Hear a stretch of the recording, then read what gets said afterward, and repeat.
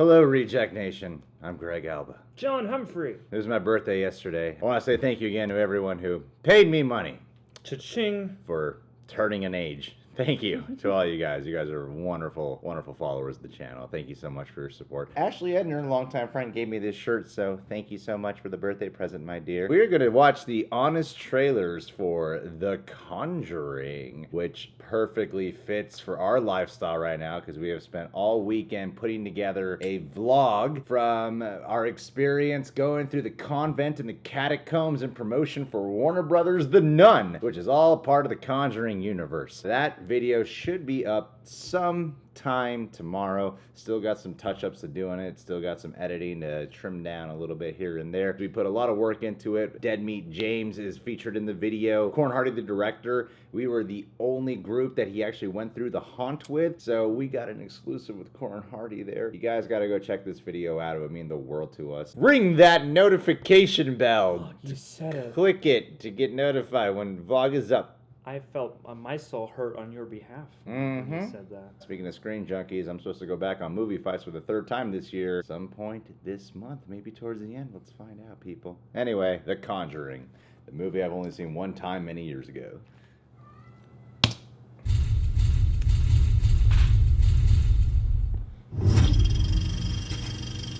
I haven't laughed at all today, you know? From the director of that other horror franchise starring Patrick Wilson in a haunted house comes two films based on the 100% true ghost stories of Ed and Lorraine Warren. 100%. And it's a shame Warner Brothers settled that lawsuit against them because they almost had to go to trial to prove that ghosts were real. Oh man, that sounds way more fun than Annabelle. The Conjuring. I don't know what they're talking about. Hear about that, yeah. 1 and 2. Hey. The Warrens, two of the least funny Ghostbusters. Lorraine's a combination of Doctor Strange and Jean Grey. Kind of. But Dan Murrow wrote that joke. Is also there. It's so small and light. I remember that They'll joke. tackle the biggest case of their lives in Conjuring 1, while in Conjuring 2, they will tackle the other biggest case of their lives. Sets up in the universe. In How films that will lay franchises the work. groundwork for a growing MCU-style shared spooky It works, though, where man. Instead of aliens and action, a few that does. it's words in Latin. Fende no semprelio. And the franchise's signature touch, extremely long sequences of tension-building silence. It works. It's the most relatable horror scenario possible. Oh, come on. Enough of the anticipation porn. You're giving me scare balls. Prepare for two haunting tales about families with so many kids you won't keep anyone straight, except the dude from Office Space. Yes, so true. Come in tomorrow.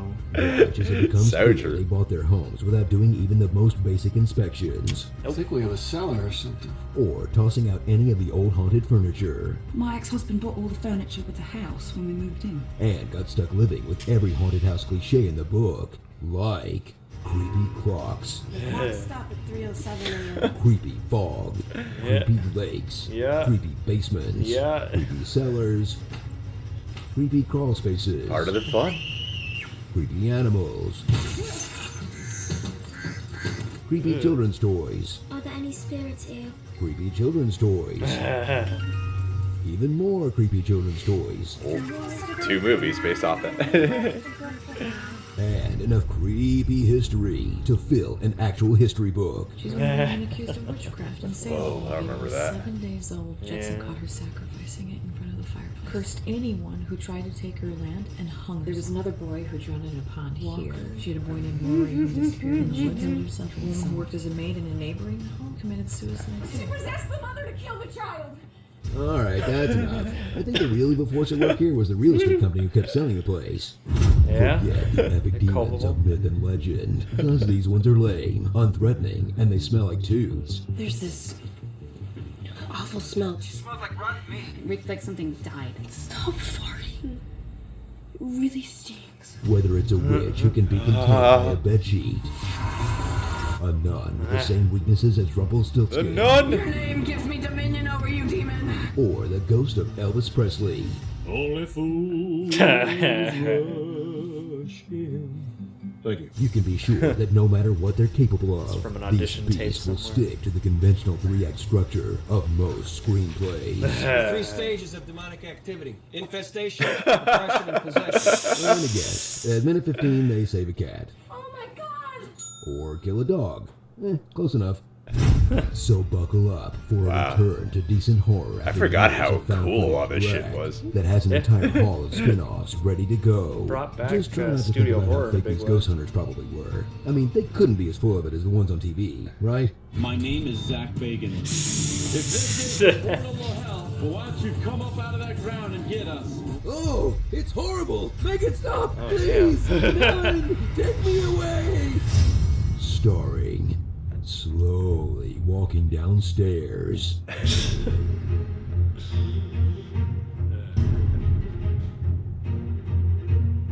Lights burning out. Tension building. Chairs moving around.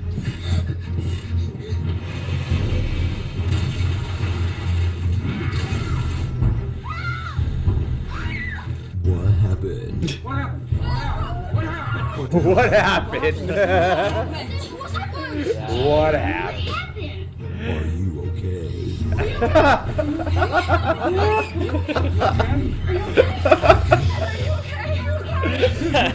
Locked doors.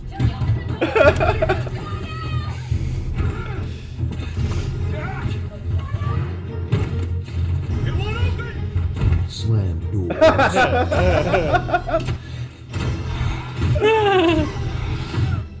Oh, that's right. Slammed doors.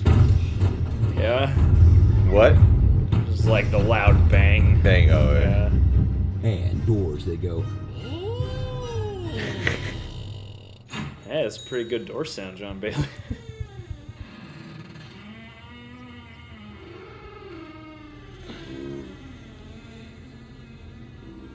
I wonder if those doors are rusty the rest of the time. Residence Evil. That's a good one. That's a good pun. Look what you made me do! Look what you made me do! OMG, it's Taylor Swift. Ha! Bacon has you on the menu. Oh, look what I you am made me talking. do. Daleks are not robots. If you're gonna spew, spew into this. With your normal everyday voice. Hell, my voice broke. Not my favorite crop of pulled comments. You know my favorite casting bits are when they do like the whole starring. It's always when they show the most repetitive tropes that Yeah. you'll see in the movies, and when they have like a solid, good collection to back it up. Everything with those doors. They had like 3 Yeah. different ones dedicated to doors. There were doors that wouldn't open. There were doors that would go creak. There were doors that would be banged on, and there were doors like There you go, yeah. slamming or something. Having that repetition, I think, is part of what makes Honest Trailers so brilliant. Is specifically in those starring sections. It's fun to do the fun names and all that. Yeah, but in this one you just have Patrick Wilson and Vera Like, Farmiga. Really, Vera Vagina. that would have been a top shelf Vargina. show. Yes. Vera Vargina is the funniest one you could have used for the starring for her. Tysa Vargina. They have just a very unfortunate name. I don't know. Or I'm stretching depending it. on who you're hanging out with. You never realize how much of a drinking game Yeah. these movies are until you sit down with an honest trailer. But watching all this footage back and looking at the creepy imagery, because I've only seen Conjuring 1 and 2 one time each in the theaters. Yeah, I don't even remember exactly what they were looking for in those, other than there's a haunt, there's a family. I don't remember a lot of the plot and a lot of the fun scares that come from it. I remember the stuff that gets spin-offs or as announced spin-offs, Or like the the, Crooked like- Man, the Nun, Annabelle. I remember those things. Or the trailer moments that you just like the clap and the matches and all that stuff. Yeah. That you saw a million times in lead But up. there's a lot of creepy imagery here that I was looking at going, I forgot how actually scary a lot of part 1 and 2 are. Yeah, I mean, the Conjuring films overall and the little universe they've spawned, they've brought studio horror back in a big way. Because, I mean, not a lot of big budget So horror was the movies Universal are killing Monster. it. Yes, Dark the Universe. Dark Universe. That was Totally. a great hit. Can't wait for The Invisible Man and The Bride of Frankenstein if those More get like made. the invisible box office numbers, The you know what I'm Invisible movie. saying? But this was like a great return to like studio level horror that was actually scary, that was actually enjoyable, that actually kind of utilized its budget and stuff like that. Yeah, because when they're talking about the haunted house tropes, they're filled with all the haunted house cliches. I'm like, that's part of the charm, though, with they're haunted these house movies. I mean, they're gonna be. That's a genre where I'm just like, well, you can't have a haunted house movie without a certain amount of familiar. It's because I think the reason why people will clown on the Conjuring movie specifically for that, specifically the Conjurings, not Annabelle or even the Nun, is because of the fact that they thrive so much on the Warrens were real people and these are true stories. So when you mix in a bunch of haunted house cliches, it opens the door up for criticisms for how true is all of this. Did really? that chair really turn upside down and smack the ceiling? How accurate is all this when it's so cliche at the same time? I mean, The Conjuring 2 very much overstepped that boundary, I felt like. Oh, it's ridiculous. Because the first one is a bit more grounded. And oddly, I mean... But I like the second one more. I feel like the first one's a better film. It's a more restrained movie. But yeah, the second one is more wild and fun. I mean, I kind of like that, yeah. The weird thing is, like, as much as I respect the Conjuring films, I know a lot of people really love them as, like, the highest echelon of what current horror is at. But honestly, I return to and think back on Insidious more often than I do The Conjuring, and I kind of feel like maybe The Conjuring 2 stuck with me a bit better because it brings in some of those Insidious elements. Like, the Crooked Man is, like, totally Funhouse out of those movies, which is just an element that the first one doesn't have as much. Like, the first one is a bit more of a drama, and the second Conjuring is a bit zanier. They're talking about the universe they have here. Whenever I'm hearing conversations in any, like, movie news channel or whatever, and they're talking about how studios are constantly trying to start a universe and everyone wants to be Marvel and it never works, I never hear anyone bring up the Conjuring universe. Because they slipped it in under our noses. But it's successful. It's working. It works. Like they did it old school where they literally just had a spin-off that made money and then they were like, hey, we could do this a bunch of times. Well, there was I don't want to, like, drop names here. Steven Spielberg. No, I don't want to drop names here of who I was talking. I was talking with a director who's done a pretty good amount of work, and then he was talking about how he was in communication with James Wan when they were developing The Conjuring from the beginning as a universe. A lot of people kind of think that the Conjuring movies suddenly turned into a universe. I think it was around, like, right when they wanted to do Annabelle, like right after the success of the first Conjuring. It might have been when they did the first Conjuring, but it was very early on where they wanted to go for a universe. And they've pulled it off. It works. I mean, the Annabelle movies were both hits. One of them was a critical and financial hit.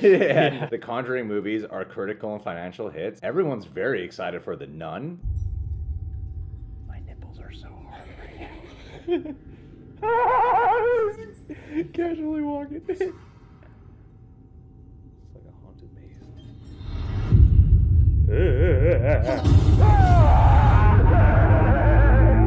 We watched it. Gets our recommendation. Even people want to see The Crooked Man. Like, this is a universe that's actually working. Whenever people talk about everyone who wanted to be like Marvel's not working, like, well, the Conjuring universe is working, though. Yeah, I mean, I think it just goes to show that you can't get ahead of yourself and you have to focus on the movie you're making right now, as well as the sequence that you want to complete. Because so many cinematic universes just crumble because they put the cart before the horse, you know? Yeah, and The Nun, without embargoes, if we could talk, I forget when the embargo is on that movie, if we could talk about it yet. But I will say about that film that I also thought was very clever, it's a really good standalone movie that's not bent on connecting to the Conjuring world. Yeah. But when it does, it's awesome.